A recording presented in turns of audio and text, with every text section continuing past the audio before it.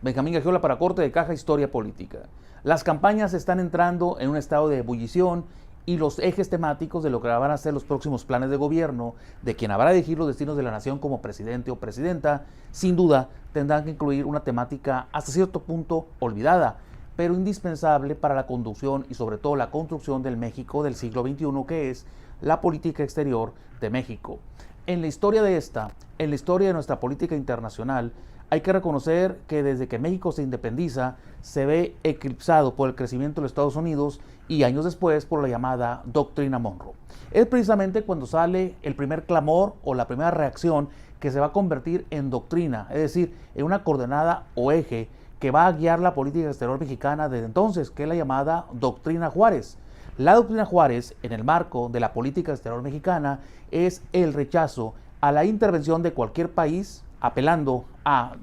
destinos manifiestos, como sería la Doctrina Monroe. Efectivamente, Juárez rechaza la intervención de cualquier potencia extranjera en México y en América Latina.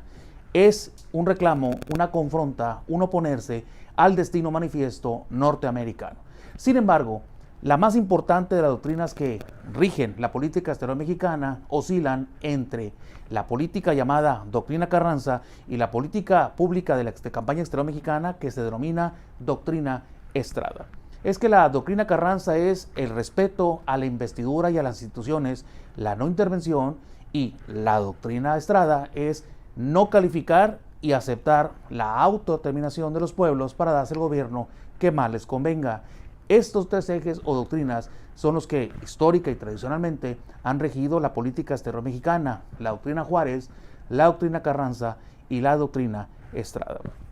Alrededor de ellas tenemos que hablar de la evolución de la política exterior mexicana. El chamizal, es decir, aquel pedazo de tierra que el río Bravo se corrió al sur y quedó bajo la coalición norteamericana durante la plena invasión francesa en México, fue devuelta gracias a los buenos oficios de la política exterior mexicana, que se vistió de gloria en el siglo XIX y en el siglo XX, porque fue una política exterior a partir de la debilidad militar y económica de México, pero hábil, astuta y eficiente para representar los intereses nacionales ante las potencias. Es que habremos de decir también que Genaro Estrada, junto con Gilberto Bosques y otros grandes diplomáticos mexicanos, son eso, embajadores de la habilidad de la diplomacia mexicana. Solo así se puede explicar la crisis de los misiles que no involucró a México, amparados en el Tratado de Tlatelolco, que prohibía la instalación de ojivas nucleares en territorio continental de las Américas. Solo así se explica las habilidades de las cancillerías mexicanas para transitar en el marco de la Revolución Mexicana con las presiones y ofertas del legado Zimmerman,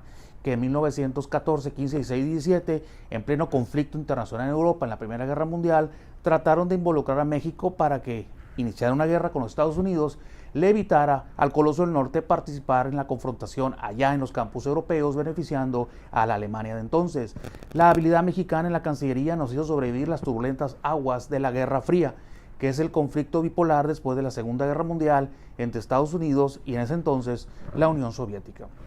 La diplomacia mexicana fue hábil para poder sortear y poder esquivar o evadir las embestidas de las guerrillas comunistas o izquierda a lo largo de los 50, 60 y 70. Y sobre todo,